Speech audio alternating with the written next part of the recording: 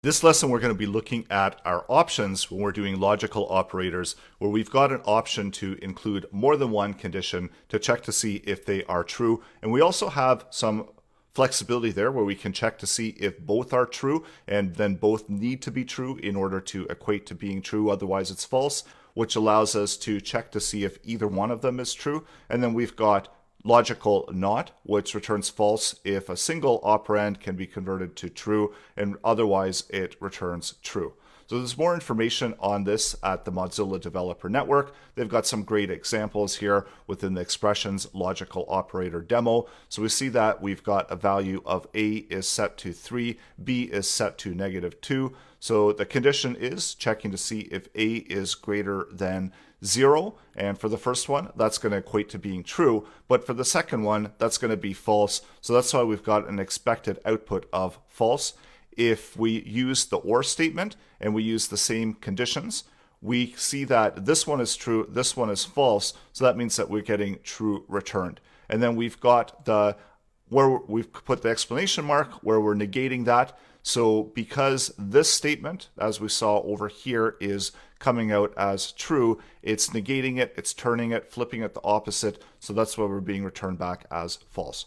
So there's some great examples here, and there's some more explanation about how you can utilize these within your code as well. So we do have an exercise challenge for this lesson where we're going to ask the users an age via prompt and check to see if their age is over 18. And if they are, then we're going to show them a message to allow or deny if they are less than 18. And we're going to use a ternary operator for that. And then also checking to see if a user is a member. So it's going to be a Boolean value that the user is a member. And then we're going to output a message to them if they are or if they're not allowing entry to that. And here's a sneak peek at the code. So you can go ahead and pause the video and write out this challenge, and I'll walk you through the solution coming up. So the first thing that we wanted to do is capture the user age. So set up a variable, declare a variable for that. And we're going to do that all within one statement where we've got the prompt. And that's going to capture the user's response into the user age value variable.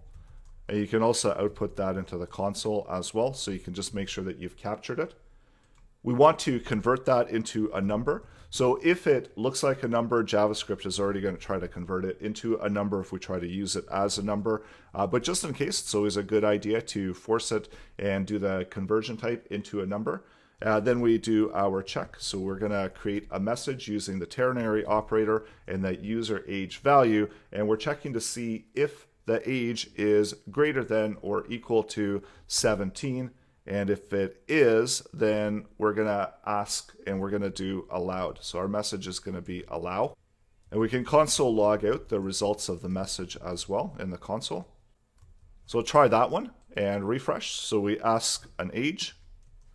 And we see that the age comes back as 20. So we're allowing that age to come through using the ternary operator. And the second part of the challenge was to take our user age and to check to see if they're greater than 17, and also if they are a user member.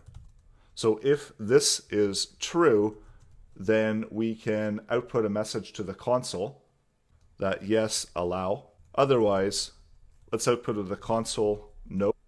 And we're going to do one more value here for the user member. So first off, we can set user member to be true. So if all of these conditions are met, we're going to get yes, allow. If the person's age is under, we're going to get deny and no deny. So we can add in even more complex. And then member can come back here and we can see that there is a value for member. Or we can check to see if member is equal to particular value. It's always good to wrap these with the rounded brackets so it's more readable, but you don't have to for the code to work. So now we can see that whatever age we enter in here, that we allow it because the value of member is Lawrence. So if the value of member is something else, just got a quick 5 there. So even though we get 20, we're not going to be allowed. So we're allowed to enter because we are of age, but we don't get entry because we're not a member within the membership list. And coming up next, we're going to have another challenge for you. So let's come in the next lesson.